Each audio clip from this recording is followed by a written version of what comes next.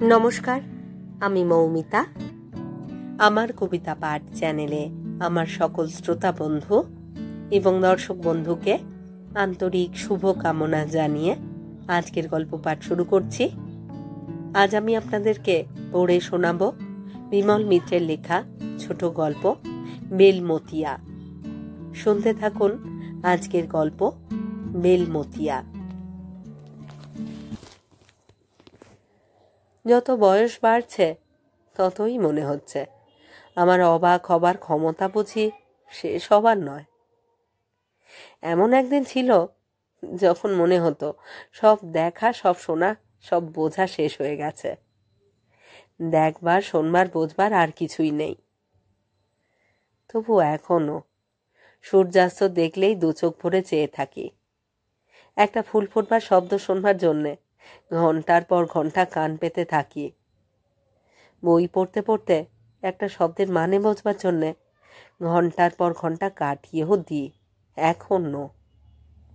আর মানুষের বৈচিত্র্যেরই কি শেষ আছে?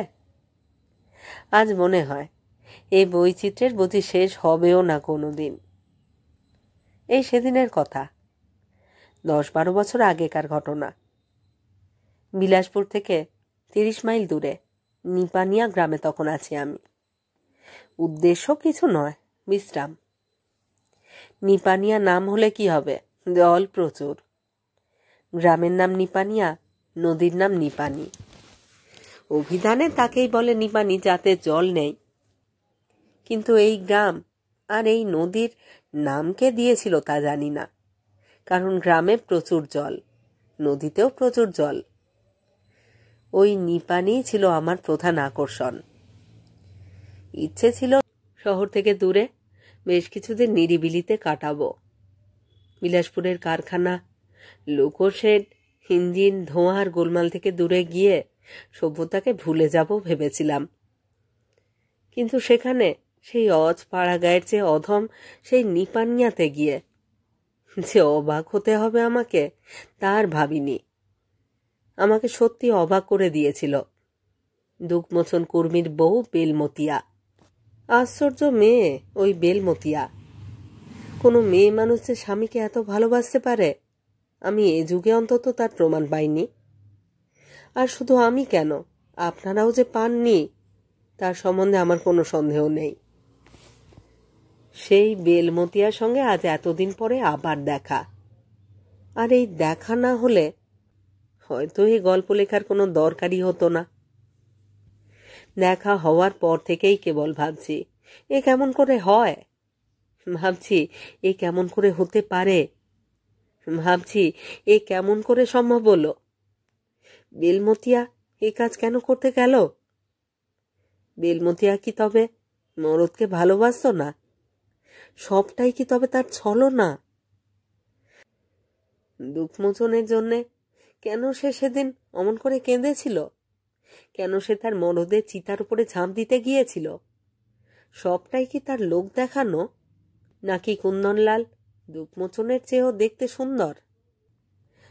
নাকি কুন্দনলাল কিছু জাদু জানে? কে জানে। আমি কুন্দনলালকে আর কতটুকুই বা জানি। কুন্দনলালের তখন কি বা বয়স? আসলে কুন্দনলালের বাপ হরবসন লালি আমাকে নিপানিয়াতে নিয়ে গিয়েছিল। নিপানিয়া হলো হরবসন লালের জন্মভূমি, বৃন্দাবন লালেরও জন্মভূমি। দুঃখমোচন কর্মী আর বেলমতিয়ার দেশও ওই নিপানিয়া। হরবসন লাল আমাদের বিলাসপুরে রেলওয়ের লেভেল ক্রসিংয়ে গেটম্যানের চাকরি করত। রেলের খাতায় হরবসন লালের বয়স যাই লেখা থাক, যখন সে রিটায়ার করল তখন কম করেও তার বয়স 70-এর কম নয়। কোন সাহেবের বুঝি হঠাৎ একদিন নজর পড়ল তার উপরে। তারপর খোঁজ খবর নিয়ে দেখা গেল যে বয়সে তার রিটায়ার করবার কথা, তারপরেও সে চাকরি করে যাচ্ছে। সঙ্গে সঙ্গে নোটিশ দেওয়া হলো তাকে। আর একদিন রেল কোয়ার্টার ছেড়ে দিয়ে তাকে তার নিপানিয়াতে ফিরে যেতে হলো চিরকালের মতো। যাবার আগের দিন আমার কাছে এসেছিল হরবসন লাল। যথারীতি প্রণাম করলে ছেলে কুন্দনলালও সঙ্গে ছিল। সেও আমার পায়ে হাত দিয়ে প্রণাম করলে। বললাম, তাহলে তুমি দেশেই ফিরে যাচ্ছ হরবচন লাল? হরবচন লাল বললে, জি হুজুর, আমার দেশ নিপানিয়াতেই যাচ্ছি। আরো অনেক কথা বললে। হরবচন লালের বউ মারা গিয়েছিল বহুকাল আগে, এই কুন্দনলালের জন্ম হবার সঙ্গে সঙ্গে। সাহেবকে অনেক ধরেছিল কুন্দনলালের চাকরির জন্যে, কিন্তু মাত্র 12 বছর বয়সের ছেলেকে কি করে আর গেটম্যানের চাকরি দেওয়া যায়। তাই সাহেব বলেছিল 18 বছর বয়স হলেই তার চাকরি করে দেবে। জিজ্ঞেস করেছিলাম, এখন চালাবে কি করে তুমি? হরবচন লাল বলেছিল, খেতি আছে সাব, চাষবাস করব, আর আছে এই কুন্দনলাল। গায়ে তোমার আর কে আছে? কোনো ভাই কি কাকা কি জ্যাঠা কিংবা তাদের ছেলে মেয়ে কেউ নেই? না হুজুর, আমার কোনো রিস্তাদার নেই, শুধু আমি আর আমার এই লড়কা কুন্দনলাল, তামাম দুনিয়ায় আর কেউ নেই। দূর সম্পর্কের কোনো আত্মীয় স্বজন? না হুজুর, তাও নেই। মাথার উপর শুধু ভগবান আছেন, তার উপর ভরসা করে দিন কাটিয়ে দেব কোনো রকমে। যদি সাহেব কুন্দনলালকে কোনোদিন রেলে চাকরি করে দেয় তো তখন আবার আসবো এখানে। কুন্দনলাল কোয়ার্টার পেলে সেখানে থাকবো, কুন্দনলালের শাদি দেব, ওর বউ আমাকে দেখবে, ওর বাল বাচ্চা যদি হয় তো তখন তাদের নিয়ে থাকবো। এই রকম অনেক স্বাদ ছিল হরবচন লালের, যা সব বাপেরই থাকে। কিন্তু হরবচন লাল কি জানতো তার সব স্বাদ আশা এমন করে নষ্ট হয়ে যাবে? কিন্তু সে কথা এখন থাক। আর তাছাড়া এ তো হরবচন লালের গল্প নয়, এ বেলমতিয়ার গল্প। সুতরাং বেলমতিয়ার গল্পটাই বলি। বেলমতিয়ার সঙ্গে এই এতদিন পরে আবার দেখা হলো। সেই 12 বছর আগে কিছুদিনের জন্যে হঠাৎ মনটা একটু নিরিবিলির জন্য ছটফট করে উঠল। এরকম মন ছটফট করা আমার প্রায়ই হয়। তখন আর কিছু ভালো লাগে না। তখন শহর ছেড়ে, সভ্যতা ছেড়ে, লোকালয় ছেড়ে অনেক দূরে নিরিবিলিতে পালিয়ে যেতে ইচ্ছে করে। ঠিক সেই সময় হরবচন লালের কথা মনে পড়েছিল। বলেছিল তার দেশ নিপানিয়া খুব নিরিবিলি গাঁ। সেখানে না আছে ইলেকট্রিসিটি, না আছে পাকা রাস্তা, না ড্রেন, না কিছু। একেবারে আদিম গ্রাম নিপানিয়া। রেডিও, সিনেমা, খবরের কাগজ, মোটর গাড়ি কিছুই এখনো সেখানে পৌঁছয়নি। ভেবেছিলাম শান্তি যদি কোথাও থাকে তা ওই নিপানিয়াতেই। হরবচন লাল আরও বলেছিল, আমি যদি তার দেশে যাই তো তার বাড়িতে থাকতে আমার কোনো অসুবিধে হবে না। প্রভিডেন্ট ফান্ডের টাকা দিয়ে সে তার বাড়িটা মেরামত করে নিয়েছে, টিন দিয়ে ছাদ ঢেকেছে, খেতি কিনেছে, খামার করেছে, অর্থাৎ মাথা গোজবার মতো একটা আশ্রয় আর মোটা খাওয়ার জোগাড় আছে। যা ভেবেছিলাম সত্যি তাই। অমন একখানা গ্রাম যে এখনো ইন্ডিয়াতে থাকতে পারে তা কল্পনাও করতে পারা যায় না। প্রথম দিনে হরবচন লাল আমাকে দেখে যেন স্বর্গ হাতে পেয়েছিল। সে যেন আশা করেনি সত্যি সত্যি আমি গিয়ে পৌঁছবো তার দেশে। সংসার বলতে বাপ আর বেটা, হরবচন লাল আর কুন্দনলাল। আমি গিয়ে যেন তাদের গৌরব বাড়িয়েছি। আমাকে নিয়ে হরবচন লাল কদিন খুব ঘোরাঘুরি করলে। বাপ বেটায় মিলে আমাকে গ্রামের ঐশ্বর্য দেখিয়ে বেড়াতে লাগলো। ঐশ্বর্য মানে খোলা আকাশ, অবারিত চানার ক্ষেত আর নিপানি নদী, নদীর ওপারে শ্মশান।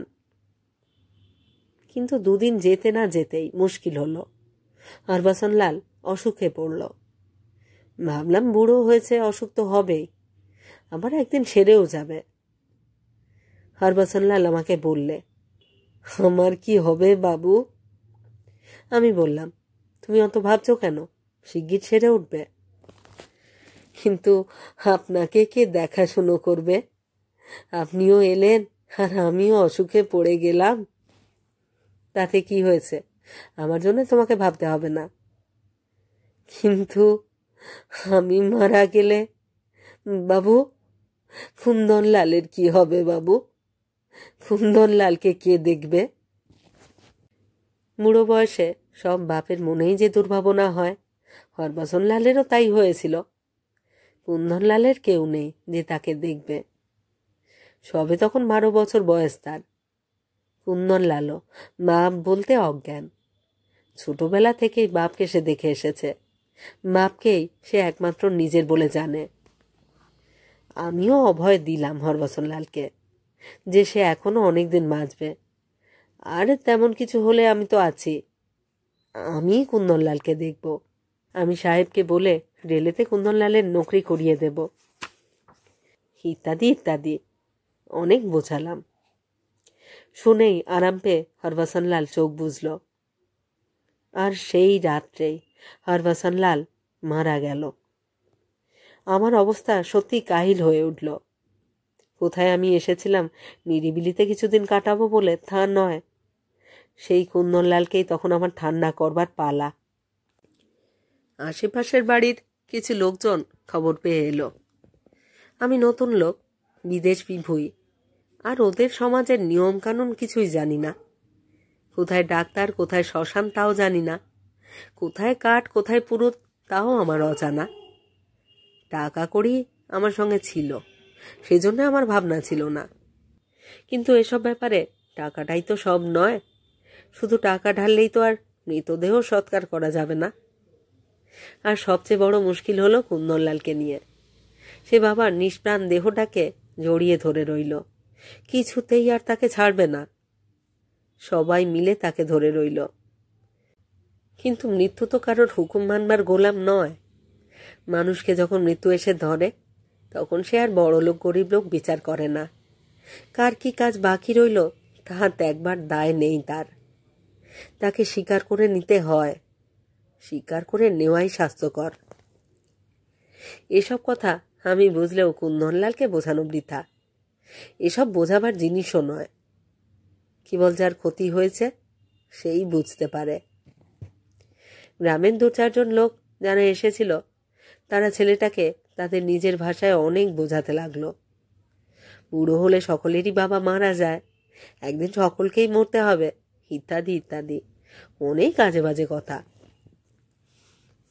শেষ পর্যন্ত সেই রাত্রে নিপানির ধারে শ্মশানে নিয়ে গেলাম হরভজনলালকে। হরভজনলালকে কত বছর দেখে আসছি, সেই সব কথাই মনে আসছিল। শ্মশানে গেলে যেসব কথা মনে আসা স্বাভাবিক, সেই সব সাময়িক বৈরাগ্যের কথাই সকলের মনে আসে। হরভজনলাল মানুষটা সত্যি বড় ভালো ছিল, বড় সৎ, বড় বিনয়ী, বড় ভদ্র, বড় অল্পে তুষ্ট। রেলের চাকরিতে এমন একটা বড় দেখা যায় না। সেই তারই মধ্যে হরভজনলাল নিজের সততার জোরে এতদিন চাকরি করে এসেছে মাথা উঁচু করে, এটাও কম কথা নয়। চারিদিকে শাঁসা ফাঁকা মাঠ, আর দূরে আকাশের গায়ে জমাট বাঁধা অন্ধকারের মতো সার সার পাহাড়। আর সামনে হরভজনলালের চিতাটা দাউ দাউ করে জ্বলছিল। আর আমি সেই বিদেশ বিভূইয়ের শ্মশানে এক কোণে কুন্দনলালকে কোলে নিয়ে চুপ করে বসেছিলাম।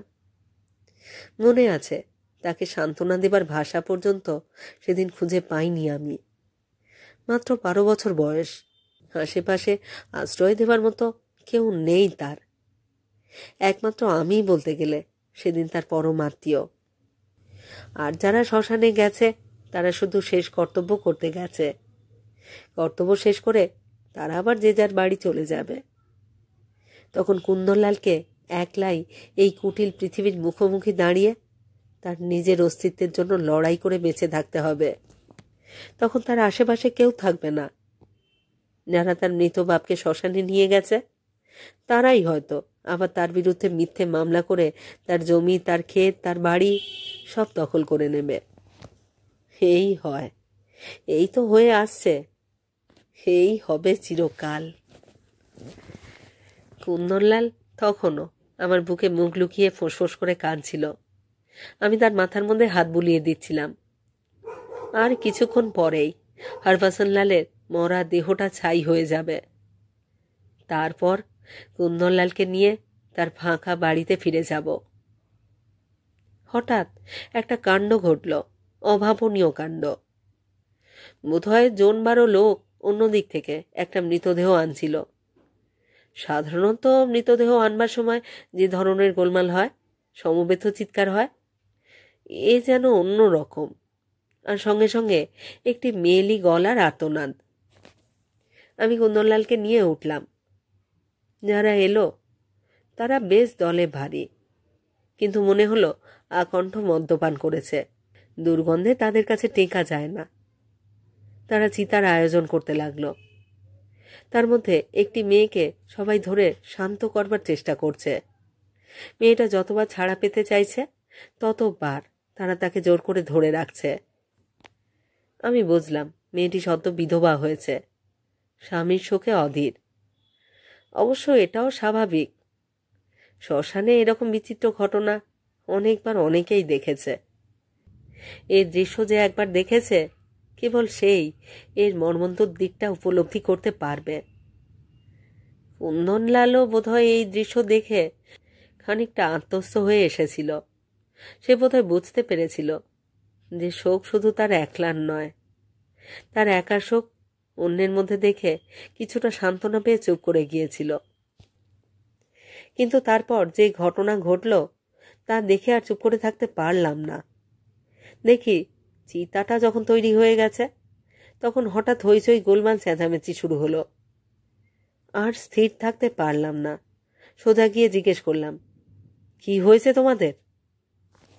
ওদের ভাষাও ভালো বুঝি না, তার উপরে মদে চুর হয়ে আছে। আমাদের দলেরই একজন বললে, হুজুর, ওই বেলমতিয়া। মেয়েটার কিন্তু সেদিকে কান নেই। তখন জ্বলন্ত চিতার উপর ঝাঁপিয়ে পড়বার জন্যে সকলের হাত ছাড়াবার চেষ্টা করছে সে। আবার জিজ্ঞেস করলাম, ওকে ধরে রেখেছ কেন? হুজুর, ও সতী হবে, ওর মরদের সঙ্গে পুড়ে মরবে। কেন? ওরা যেসব উত্তর দিচ্ছিল আমাদের দলের লোকেরা তা আমাকে স্পষ্ট ভাষায় বুঝিয়ে দিচ্ছিল। ব্যাপারটা যে এরকম একটা কিছু তা আমি আগেই একটু অনুমান করতে পেরেছিলাম। এবার আরও খোঁজখবর নিতে লাগলাম। ওর নাম বেলমতিয়া, নিপানিয়ার পাশের গ্রামে থাকে।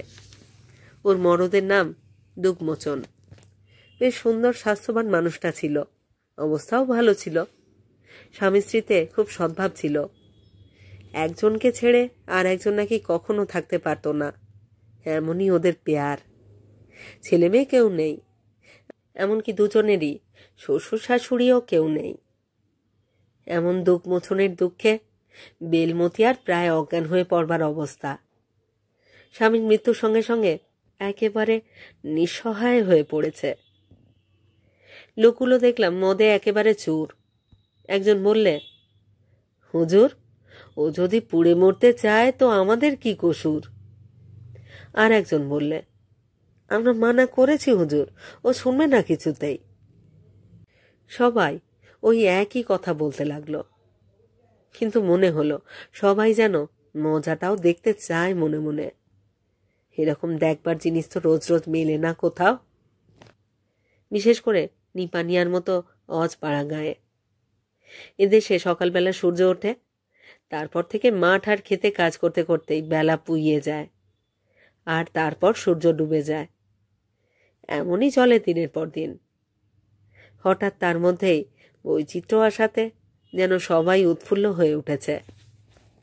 যারা এতক্ষণ কাঠ সাজাচ্ছিল তারা দুগমোচনকে তুলে দিলে, আর সঙ্গে সঙ্গে বেলমতিয়া নিজেকে ছাড়িয়ে নিয়ে চিতায় গিয়ে ঝাঁপিয়ে পড়ল। লোকগুলো তাকে ধরতেও গেল না। একজন চিৎকার করে উঠল, কালী মাই কি জয়, কালী মাই কি জয়। জয় কথাটা উচ্চারণ করবার সঙ্গে সঙ্গে দলের অন্য লোকেরা দোহার দিয়ে উঠল, জয় জয়। সারা শ্মশান তখন বেশ গুলজার হয়ে উঠেছে। একজন বেশ সকলের সামনেই একটা মদের হাঁড়ি থেকে হুড় হুড় করে মদ ঢালতে লাগলো গলায়। বেলমতিয়া তখন চিতায় উঠে দুঃখমোচনকে জড়িয়ে ধরেছে, ধরে সেই মোড়ার সঙ্গেই যেন কথা বলতে শুরু করে দিলে। এ যেন তাদের বিয়ের রাত, এ যেন ফুলশয্যায় শুয়ে স্বামী স্ত্রীর একাকার হওয়া। শ্মশানে যে আমরা এতগুলো চেনা অচেনা লোক রয়েছি, এ যেন বেলমতি আর খেয়ালই নেই। সে তার স্বামীকে ফিরে পেয়েছে। সে তার স্বামীর মৃত্যুপথে সহযাত্রী হয়ে বিহুলার মতো তার লক্ষিন্দরকে যেন পুনর্জীবন দিয়েছে। একজন কোত্থেকে এসে কি সব মন্ত্র পড়তে লাগলো, আর একজন কোত্থেকে একটা ঢোল এনে ঢাই ঢাই করে বাজাতে লাগলো। অন্য লোকগুলোর তখন নাচ পেয়ে গেছে, তারা নাচতে শুরু করে দিলে। সে এক বীভৎস কাণ্ড। আমাদের দলের যারা, তারাও বোধহয় কিছু ভাগ পাওয়ার আশায় কাছে এসে দাঁড়িয়েছিল।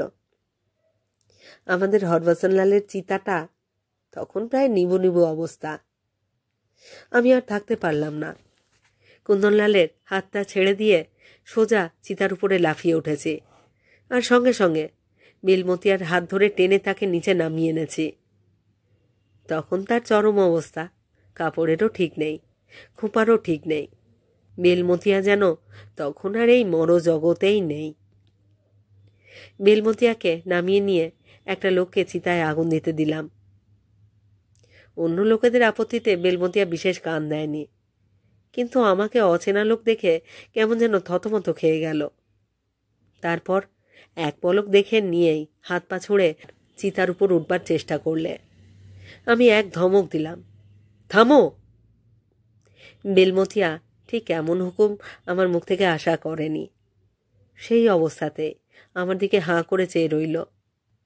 আমি বললাম, চিতায় উঠলেই তোকে পুলিশে ধরিয়ে দেব।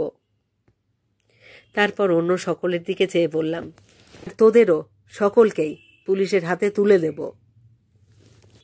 সামনের লোকটা হাত জোর করে বললে, না হুজুর, আমরা ওকে মানা করেছিলুম, ও শুনলে না কিছুতেই। আর যে কজন লোক ছিল তাদের নেশা তখন মাথায় উঠেছে। বললে, হুজুর, আমরা কিছু জানি না, আমরা কোনো কসুর করিনি। এবার সবাই আমায় পায়ে ধরতে এলো। আমার এক হাতে বেলমতিয়া, তাকে একটা হাত দিয়ে গায়ের জোরে ধরে রেখেছি, অন্য হাতে তাদের সকলকে পা ছুঁতে বারণ করলাম। বললাম, চল সবাই থানায় চল, থানায় চল আমার সঙ্গে। হুজুর, আমাদের রেহাই দিন, হুজুর, আমাদের রেহাই দিন। বেলমতিয়া কিন্তু নাছোড়বান্দা। সে তখন প্রাণপণে আমার হাত ছাড়িয়ে নিতে চাইছে। জোয়ান মেয়ে মানুষ, তার উপর তার স্বামী মারা গেছে, কেঁদে কেঁদে চোখ ফুলিয়ে ফেলেছে। তার জোরের সঙ্গে আমি পারবো কেন? আর সত্যিই তো, স্বামী মারা গেলে অসহায় অবস্থার কথাটা অনুভব করতে না পারলেও কিছুটা তো অন্তত বুঝতে পারি। কিন্তু আমার যত রাগ ওই লোকগুলোর উপর, যারা মজা দেখবার জন্যে এই এতদূর শ্মশান পর্যন্ত এসেছে। আর হয়তো বেলমতিয়ার ঘাড় ভেঙেই ভাটিখানা থেকে মদ গিলেছে, আর এখন শ্মশানে শবদাহ করবার নাম করে মজা দেখতে এসেছে। আমি ধমক দিয়ে আবার বললাম, চল সবাইকে একসঙ্গে হাজতে পূর্ব। বেলমতিয়া এবার এক কাণ্ড করে বসলে। হঠাৎ আমার অন্যমনস্কতার সুযোগ নিয়ে আমার হাতে এক কামড় বসিয়ে দিয়েছে। কিন্তু বোধহয় ভাগ্যটা ভালো ছিল। আমি যদি যন্ত্রণায় হাতটা ছেড়ে দিতাম তো সঙ্গে সঙ্গে সে চিতায় গিয়ে লাফিয়ে উঠত। চিতা তখন দাউ দাউ করে জ্বলছে, তখন আর তাকে বাঁচাতে পারতাম না। ছাড়ো, আমাকে ছাড়ো। সেদিনকার সেই বেলমতিয়ার চেহারা, সেই আচরণ আমার আজও মনে পড়ে। মনে পড়ে সেই এলোমেলো এক মাথা রুক্ষ চুল, সেই আলুথালু কাপড়, আর সেই নিপানিয়ার মাঝরাতের শ্মশান। সেই বিভৎস ভয়াল অবস্থার মধ্যে একদিকে আমি, আর একদিকে একদল মজালোভী অশিক্ষিত মাতাল চাষা। আমার কথা শুনে বোধহয় বেলমতিয়ার শ্মশান বন্ধুরা মনে মনে ভয় পেয়েই গিয়েছিল। চেয়ে দেখলাম তাদের সবাই একে একে নিঃশব্দে কখন গা ঢাকা দিয়েছে। বেলমতিয়াও বোধহয় বুঝতে পেরেছিল তার দলের কেউই সেখানে আর নেই। আমি তখন তাকে বোঝাতে লাগলাম, যে মারা গেছে তার সঙ্গে এক চিতায় পুড়ে মরে কোনো লাভ নেই। পৃথিবীতে একদিন সবাই মারা যাবে, শুধু কেউ আগে আর কেউ পরে। মানুষ এ পৃথিবীতে শুধু কিছুদিনের জন্য এসেছে, তারপর তার কাজ শেষ হোক আর না হোক তাকে একদিন চলে যেতেই হয়। এর জন্যে কেঁদেও যেমন কোনো ফল হয় না, প্রাণপাত করেও তেমনই কোনো উপকার হয় না কারো। প্রাণ দেবার ক্ষমতা যেমন হাতে নেই, প্রাণ নেবার ক্ষমতাও তেমনই বেআইনি, ইত্যাদি ইত্যাদি অনেক অনেক ছেদ কথা। কিন্তু বুঝতে পারলুম বেলমতিয়ার কানে কোনো কথাই যাচ্ছে না, না যাওয়াটাই স্বাভাবিক। সে আমার সামনে দাঁড়িয়ে চোখে কাপড় চাপা দিয়ে এক নাগাড়ে কেঁদেই চলেছে। একবার দুঃখমোচনের জ্বলন্ত চিতাটার দিকে চায় আর হু হু করে কেঁদে ওঠে। বোধহয় তার সমস্ত পুরনো কথাগুলো মনে পড়ে যাচ্ছে। একদিন তাদের বিয়ে হয়েছিল, একসঙ্গে এক ঘরে এক খেতে তারা কাজ করেছে। বর্ষায় শীতে গ্রীষ্মে তাদের জীবন একই খাতে কেটেছে। সেই সমস্ত অতীতের স্মৃতির উপর তখন আগুন জ্বলছে।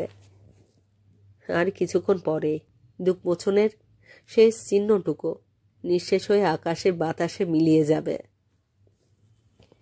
মনে আছে, অনেকক্ষণ কথা বলবার পরে বেলমতিয়া যেন একটু শান্ত হলো। দুঃখমোচনকে যারা শ্মশানে বয়ে নিয়ে এসেছিল তারা ততক্ষণে পুলিশের ভয়ে সরে পড়েছে। তাদের একজনকেও আর তখন আশেপাশে কোথাও দেখা গেল না। আস্তে আস্তে দুঃখমোচনের চিতাটাও নিভে এলো। দুঃখমোচনের শেষকৃত্য আমি সম্পন্ন করলাম শেষ পর্যন্ত। কি জানি কি হলো, বেলমতিয়া আমাকেই যেন তার পরম নির্ভরস্থল হিসেবে মেনে নিয়েছিল। আমার একটা কথাতেও তখন আর সে আপত্তি করল না। আমি নদী থেকে মাটির কলসি নিয়ে জল নিয়ে আসতে বললাম। নিঃশব্দে জল নিয়ে এলো। বললাম, চিতার উপর জল ছিটিয়ে দাও নিজের হাতে।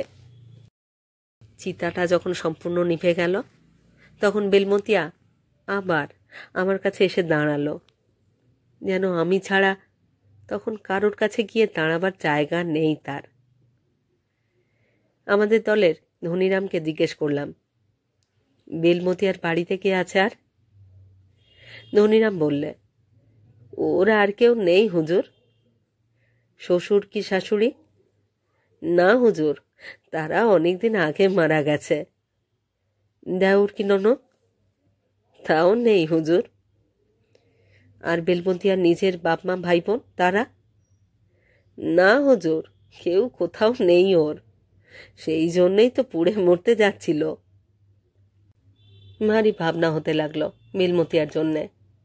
এই অজগণ্য গ্রামে কোথায় কার কাছে কার হাতে বিশ্বাস করে ছেড়ে যাব এই অনাথা বিধবাটাকে? জমি জমা কিছু নেই ওর? হ্যাঁ হুজুর, তা আছে, কিন্তু বিধবার সম্পত্তি কি আর থাকবে? কেউ হয়তো ঠকিয়ে সব হাত করে নেবে। সত্যি মুশকিলে পড়ে গেলাম। রাত তখন শেষ হয়ে আসছে। ভোর হলেই বেলমতিয়ার জীবনে নতুন করে নতুন সমস্যা দেখা দেবে। কাল আবার সূর্য উঠবে পৃথিবীতে, আবার সংসার কড়ায় গন্ডায় তার পাওনা আদায় করে নেবে। সংসার তার নিজের নিয়মেই চলবে। কে এলো, কে গেল, কে মরল, কে বাঁচল, তার একবার দায় দায়িত্ব তার নেই। তখন কোথায় থাকবে এই কুন্দনলাল, আর কোথায় থাকবে এই বেলমতিয়া? তাও কেউ খোঁজ রাখবার সময় পাবে না। আর আমি বা কোথায় থাকব, বা থাকবো কি না, তাই বা কে বলতে পারে? আমি এসেছিলাম নিপানিয়াতে দুদিন বিশ্রাম করতে।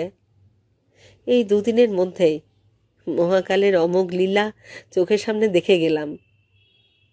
এইটাই আমার পরম লাভ বলে মনে হলো। এর বেশি কিছু চাইবারও যেন রইল না। তখন মনে হলো এর বেশি যেন কিছু চাইতেও নেই। ধনীরাম আমার দিকে চেয়ে বললে, আপনি যাবার আগে কিছু একটা বিহিত করে দিয়ে যান হুজুর। কিন্তু আমি বিহিত করবার কে? আমার নিজের ব্যাপারেই বা কে পিহিত করে? তা অত কথা ভাববার সময় ছিল না তখন। তখন বেশ সকাল হয়েছে, বেশ স্পষ্ট মুখটা দেখতে পেলাম বেলমতিয়ার। চরম শোকের ছাপ তখনও লেগে আছে কচি মুখখানার উপরে। আমার দৃষ্টিটা লক্ষ্য করেই বোধ হয়। ময়লা মোটা হাতে বোনা দেহাতি শাড়ির আঁচলটা দিয়ে নিজের মুখখানা ঢেকে ফেললে। আমি সান্ত্বনা দিতে গেলাম, বললাম, তুমি ভেবো না বেলমতিয়া, তোমার একটা কিছু ব্যবস্থা করে তবে আমি যাব। ধনীরাম বেলমতিয়াকে বুঝিয়ে বললে, হুজুর আমাদের রেলের বড় অফিসার, তোর একটা ব্যবস্থা করে যাবেনি। তখন শ্মশানে আস্তে আস্তে আরও কয়েকটা মৃতদেহ আসতে শুরু করেছে। গত রাত্রের অন্ধকারে যে শোক উত্তাল উদ্দাম হয়ে সমস্ত শ্মশান ভূমিকে আলোড়িত করে তুলেছিল, এখন দিনের আলো রুক্ষতার স্পর্শ পেয়ে তা যেন ক্রমেই স্তিমিত হয়ে এলো। আমি আর ধনীরামরা মিলে বেলমতিয়াকে তার বাড়িতে পৌঁছে দিয়ে এলাম। খাঁ খাঁ করা বাড়ি। বাড়িটার মধ্যে ঢুকে বেলমতিয়া আবার কান্নায় ভেঙে পড়ল। আশেপাশে প্রতিবেশীদের বলে এলাম বেলমতিয়ার দেখাশোনা করতে। তারপর কুন্দনলালকে নিয়ে হরবসন লালের বাড়ি চলে এলাম। সেখানেও সেই একই শোক, একই শূন্যতা। কুন্দনলাল বাড়িতে ঢুকেই হাউ মাউ করে কেঁদে উঠল। আমার পা দুটো জড়িয়ে ধরে বলতে লাগলো, সাহেব, আমাকে ছেড়ে চলে যাবেন না হুজুর, আমি আপনার সঙ্গে যাব। কি মুশকিল। আমি বললাম, আমার সঙ্গে তুই কোথায় যাবি কুন্দনলাল? আমার নিজেরই কি থাকবার ঠাঁই বাঁধা আছে? আমার যে বদলির চাকরি। কুন্দনলাল বললে, আমি আমি আপনার সঙ্গে থাকবো হুজুর, আপনি যেখানে যাবেন আমি সেখানেই যাব। ছোট ছেলে, সে বোঝে না যে আমি তার কেউ নই। সব বন্ধন থেকে মুক্তি পাবার জন্যেই তো সারা জীবন আমি ছটফট করে ঘুরে বেড়াই। তবু কিছুতেই কুন্দনলাল আমার কথা শোনে না, আমার পা দুটো জড়িয়ে ধরে রইল। শেষে একটা মতলব বার করলাম। সেই দিনই বিকেলবেলা কুন্দনলালকে নিয়ে গেলাম বেলমতিয়ার বাড়িতে। বেলমতিয়ারও তখন সেই অবস্থা। সেও সারাদিন কিছু রান্না করেনি, খায়নি, জলস্পর্শও করেনি। পাড়ার লোক যারা এসেছিল তারা বললে, সারাদিন কেবল কেঁদেছে হুজুর, আমাদের কথা মোটেই শোনেনি। আমি বেলমতিয়ার কাছে গিয়ে বসলাম, বললাম, আমার একটা কথা রাখো বেলমতিয়া, তোমারও কেউ নেই, এই কুন্দনলালেরও কেউ নেই। এক বাপ ছিল, তাও গিয়েছে। আমি বলি কি, কুন্দনলালকে তুমি নিজের ছেলের মতো মানুষ করো। ছেলে থাকলে তুমি তো আর মরতে পারতে না। মনে করে নাও না যে কুন্দনলাল তোমার ছেলে। পাশে দাঁড়িয়ে যারা শুনছিল তারাও কথাটা সমর্থন করলে। প্রস্তাবটা সকলেরই বেশ মনোপুত হলো বলে মনে হলো। বললাম, কুন্দনলাল নিজের বাপকে হারিয়েছে। মনে করো না দুঃখমোচনী ওর বাপ ছিল, তুমি ওর মা। মায়ে ছেলেতে মিলে আবার তোমরা দুজনে মাথা তুলে বাঁধবার চেষ্টা করো না। মিছিমিছি কেঁদে আর কি করবে? যা গেল সে তো আর হাজার কাঁদলেও ফিরবে না। এমনি করেই তোমাদের বেঁচে থাকতে হবে, এমনি করেই সবাই বেঁচে আছে। সংসারে একটা লোক দেখাও দেখিনি যে কোনো শোক পায়নি। এসব ছেদক কথাতে কাজ হয় না জানি, তবে শোকের সময় এই কথাই বলতে হয়, এই কথা বলাই নিয়ম। সেই ব্যবস্থায় সবাই স্বীকার করে নিলে সেদিন। সেদিন থেকে কুন্দনলাল বেলমতিয়ার সেই ছেলে হয়েই কাটাতে লাগল। যে কদিন ছিলাম নিপানিয়াতে দুজনে সেই সম্পর্ক পাতিয়ে চলে এসেছিলাম। এরপর কয়েক বছরের মধ্যে আমার জীবনের উপর দিয়ে যেন কালবৈশাখী ঝড় বয়ে গেল। 7 বছরে 7 জায়গায় বদলি হলাম। বিলাসপুর থেকে খড়গপুর, খড়গপুর থেকে ওয়ালটেয়ার, ওয়ালটেয়ার থেকে খুর্দা রোড, খুর্দা রোড থেকে কলকাতা, আবার ঘুরে ফিরে কলকাতা থেকে বিলাসপুর। বিলাসপুরে এসে হঠাৎ একদিন দেখি লেভেল ক্রসিংয়ের গেটে সবুজ পাখা নিয়ে দাঁড়িয়ে আছে কুন্দনলাল, ঠিক যেমন দাঁড়িয়ে থাকতো হরবসন লাল। আমি ট্রলি করে যাচ্ছিলাম, কুন্দনলালকে দেখে থেমে গেলাম। কুন্দনলাল আমাকে দেখতে পেয়েছে, আমাকে দেখে সেলাম করলেছে। জিজ্ঞেস করলাম, তুমি কুন্দনলাল না? কুন্দনলাল বললে, হ্যাঁ হুজুর, হারিস সাহেবকে ধরে আমি আমার বাপের জায়গায় নকরি পেয়েছি। তোমার দেশের খবর কি? নিপানিয়ার জমি জায়গা সব কে দেখছে? হুজুর, গেল বছর গরমিতে ক্ষেত খামার সব শুকিয়ে গেল, তাই দেশ ছেড়ে চলে এসেছি। এবারে ছুটি পেলে আবার জমি জমা দেখতে যাব। তখন বলি বলি করেও কথাটা বলতে কেমন যেন সংকোচ হচ্ছিল, কিন্তু শেষকালে আর কৌতূহল চেপে রাখতে পারলাম না, জিজ্ঞেস করেই ফেললাম, আর বেলমতিয়া? কুন্দনলাল বললে, ওই তো, বলে আমাকে তার গুমটি ঘরটার দিকে আঙুল দিয়ে দেখালে। দেখলাম ছোট গোল ছাদওয়ালা গুমটি ঘরের সামনে ছেলে কোলে একটা বউ দাঁড়িয়ে আছে। চিনতে পারলাম না ঠিক। কুন্দনলাল আমাকে সঙ্গে করে গুমটি ঘরের সামনে নিয়ে গেল। এ কি সেই বেলমতিয়া? কিছুতেই চিনতে পারলাম না। মাথায় সিঁথিতে তেল সিঁদুর লেগে রয়েছে। আমি কিছুতেই সেদিনকার সেই পুরনো বেলমতিয়াকে তার মধ্যে খুঁজে পেলাম না। তার উপর মাথায় সিঁদুর। তবে কি বেলমতিয়া আবার বিয়ে করেছে? যে একদিন মৃত স্বামীর জ্বলন্ত চিতায় উঠে সতী হতে চেয়েছিল, সে আবার বিয়ে করলো নাকি শেষ পর্যন্ত? কাকে? আমি বোধহয় মনের বিষয় আর চেপে রাখতে পারিনি, জিজ্ঞেস করে ফেললাম, তোমার আবার বিয়ে হয়েছে নাকি বেলমতিয়া? মনে মনে সত্যি খুশি হয়েছিলাম এই ভেবে যে যাক, বেলমতিয়া যে তার দুঃখমোচনকে ভুলতে পেরেছে সেটা ভালোই হয়েছে, কারণ ভুলে যাওয়াটাই তো স্বাস্থ্যকর। কুন্দনলালই আমার ভুলটা ভেঙে দিলে। বললে, না হুজুর, শাদি করতাম না আমরা, কিন্তু আমাদের ওই ছেলেটা হবার পরই নিপানিয়ার সব লোক আমাদের এক ঘরে করে দিলে, দোপা নাপিত বন্ধ করে দিলে, তাই শাদি করে ফেললাম। বেলমতিয়া নিজে তাকে শাদি করে নিতে বললে। আমার বিস্ময়ের ঘোর তখনও কাটেনি। দেখলাম কুন্দনলালও কথাটা বলে বেশ হাসছে। বেলমতিয়াও একটু লজ্জার হাসি হেসে কোলের ছেলেটাকে নিয়ে নিচু হয়ে আমার পা ছুঁয়ে প্রণাম করলে।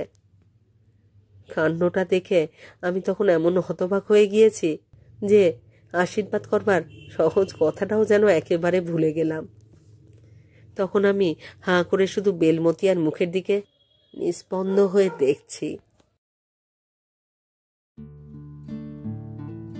শেষ হলো আজকের গল্প, বিমল মিত্রের লেখা গল্প বেলমতিয়া। সত্যি জীবন বড় বিচিত্র, বিচিত্র জীবনের গতি। কেমন লাগলো আজকের গল্পটি? কেমন লাগলো আমার পাঠ এবং পরিবেশনা? তা অবশ্যই কমেন্ট বক্সে আমাকে লিখে জানান। আপনাদের মতামত জানবার অপেক্ষায় রইলাম।